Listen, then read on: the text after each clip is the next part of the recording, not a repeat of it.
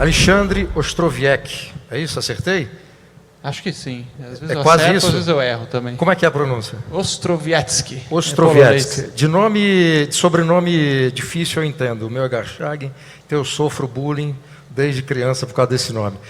Alexandre, a sua experiência como CEO da Multilaser, a sua experiência como empreendedor, como empresário, de que maneira as dimensões de Estado mínimo, que não existe, nós temos o contrário disso, de que maneira que isso afeta a sua atividade e qual é a ideia que você tem a partir, né, desse problema, dos caminhos possíveis, enfim, eu queria que você contasse a sua história a partir dessa perspectiva. Bacana. A Multilaser já tem 31 anos de existência, somos do ramo de produtos de consumo, dos mais variados, informática, esportes, eletrônica, saúde. E a gente, como vende produto, estamos expostos a toda a complexidade da carga tributária, né?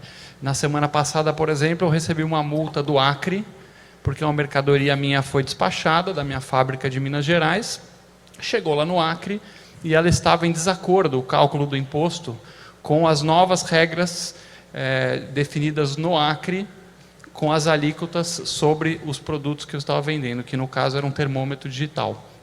Então, no Brasil, não sei se todos têm conhecimento, tem a figura de uma das jabuticabas aí, que é a chamada substituição tributária, em que você tem os impostos federais, os municipais, etc., só que cada estado da federação, cada um dos 26 estados, tem a sua própria legislação, com as próprias alíquotas. Então, cada produto, eu preciso calcular o imposto antecipadamente, recolher para o governo do estado destino, e se tiver alguma coisa em desacordo, é multa. Esse é apenas um dos exemplos. Então, eu tenho aqui um chapéu de empresário, obviamente, né, vendo essa complexidade toda, que faz com que, no final, o prejudicado seja o cidadão, né? Não tenham nenhuma dúvida, quem paga a conta do custo Brasil é o cidadão. A empresa simplesmente repassa todo esse custo, né, e faz com que os produtos sejam mais caros, as pessoas possam consumir menos, né? Eu tinha um exemplo agora, pegamos uma caixa de som, que ela é de uma marca mundial, vendida no Walmart Estados Unidos, e nós comparamos com essa mesma caixa de som da mesma marca mundial, produzida na China, vendida no Walmart Brasil. Ou seja, o mesmo produto, na mesma varejista, no Walmart Estados Unidos custava $230. E no Walmart Brasil, esse mesmo produto custava quanto? $600. Mais do que quase o triplo do preço. E aí você pergunta, poxa, mas por que será que essa caixa de som igual custa quase o triplo no Brasil? Será que é porque o empresário é malvadão, né, é ganancioso? Que é um dos grandes mitos aí que vem de certas esferas, aí, certos recortes, né, do pensamento brasileiro. Poxa, mas quer dizer que o Walmart Brasil é ganancioso e o Walmart Estados Unidos magicamente é bonzinho, né, é generoso? Não, essa é a tradução idêntica da carga tributária e da complexidade. Meus colegas aqui falaram muito bem do tamanho da carga tributária brasileira e da complexidade, então não vale aqui insistir nesse argumento. Mas eu gostaria de reforçar que, além de grande, além de complexa, a carga brasileira ela é muito, muito regressiva. Ela é antipobre, né? Quem paga mais imposto proporcionalmente no Brasil é o pobre, porque o imposto brasileiro ele é focado no consumo, né? E não tanto na renda, e menos ainda no patrimônio. Então, quem tem praticamente toda a renda comprometida com o consumo é a população mais humilde. E na outra ponta, o que a gente tem em troca, né, dessa devoração de recursos gigante? Aí eu coloco um pouco o meu chapéu de cidadão brasileiro também, querendo não apenas ver o meu negócio crescer, né, prosperar, o crescimento sustentável da Multilaser, mas ver o país, né, deixar um país melhor para os meus filhos do que o que eu peguei. Na outra ponta, você tem o fenômeno de mães chegando no SUS, com o filhinho no colo, com infecção, e não tem antibiótico no posto de saúde. Falta remédio no posto de saúde. E no Congresso Nacional, ao mesmo tempo, o nosso querido deputado fazendo um tratamento dentário, pagando R$157 mil do dinheiro público, e lá tem dinheiro, lá não falta. O funcionário público, em algumas esferas, né, uma parcela do funcionário público, se aposentando antes do seu colega na iniciativa privada, ganhando 8 vezes mais, e quando ele vem a falecer, a viúva tem direito à pensão integral, não sei se vocês tinham conhecimento dessa jabuticaba, e agora a melhor pérola de todas, a cada 5 anos tem a promoção automática, né, pelo quinquênio, etc., os decênios, todas as promoções. O defunto é promovido póstumamente no Brasil. Isso aqui não é piada, gente. Isso aqui podia estar num livro de ficção de alguém muito doido, mas é o Brasil. A viúva recebe a pensão aumentada pelo seu defunto, né? É o país que você vai colocar o seu secador de cabelo na tomada e encontra outra jabuticaba, porque alguém do Inmetro teve a ideia genial de criar uma tomada que não tem em nenhum outro lugar do planeta Terra. E aí 200 milhões de brasileiros precisam trocar suas tomadas ao custo de 1,5 bilhão, né? 1,5 bilhão que podia ir para coisa mais útil, né? Outra curiosidade, você vai encher o tanque do seu carro, né? E viajou para o exterior, você viu que tem o autoatendimento, né? Em muitos lugares. Não sei se vocês tinham conhecimento, no Brasil é ilegal haver autoatendimento no posto, é proibido ter autoatendimento. Essa lei foi criada por quem? Pelo ministro da Ciência e Tecnologia.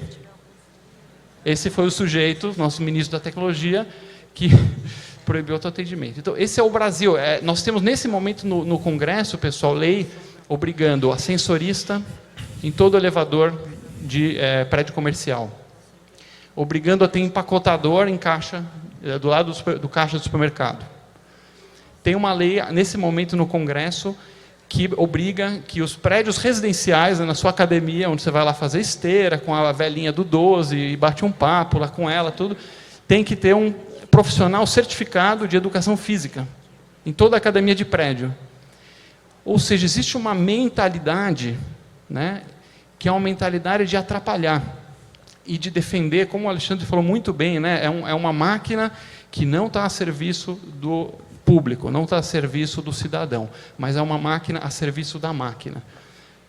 Último exemplo que interessante, todos devem ter acompanhado, no Pará, né, no Pará, uma menina foi colocada por engano, na minha opinião, um crime, né, numa cela masculina com adultos.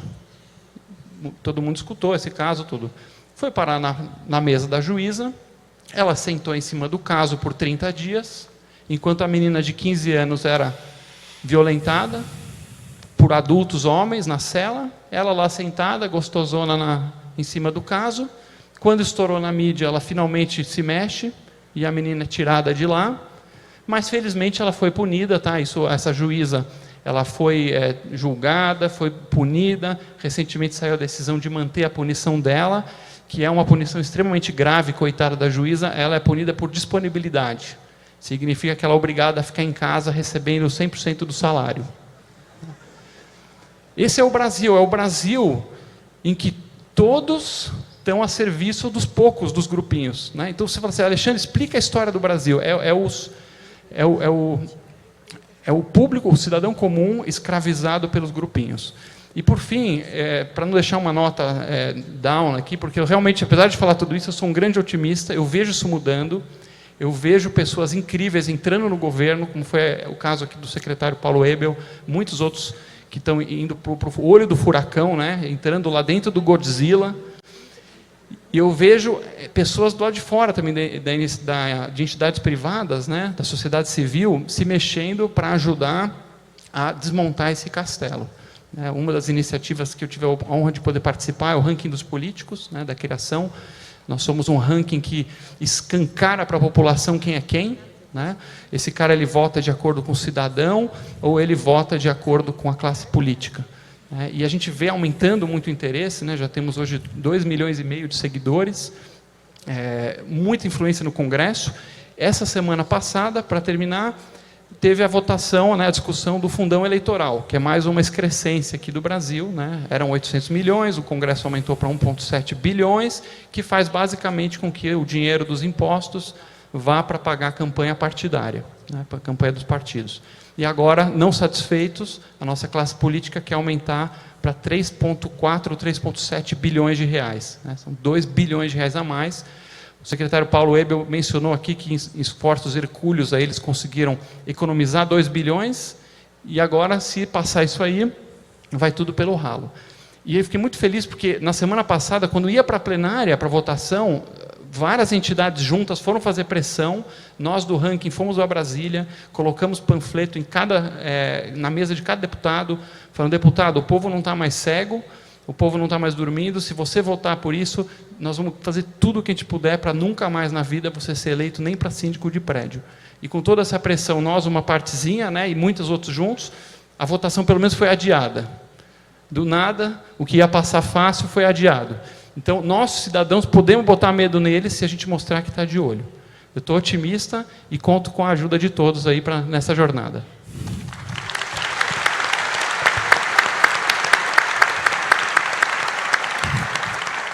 Sobre essa história do defunto que você contou, Alexandre, eu lembro de uma história que aconteceu no século XIX, Dom Pedro II, que viajava o mundo e sempre que voltava trazia objetos de arte, coisas para o Museu Nacional, que de forma criminosa, foi incendiado.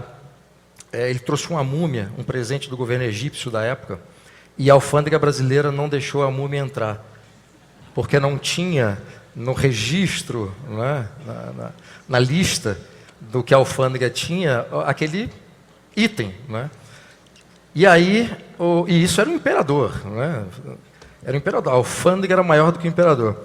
E aí, a assessoria jurídica do imperador achou uma solução genial. Então, a múmia que estava, a egípcia, que estava no Museu Nacional, entrou no Brasil como carne seca.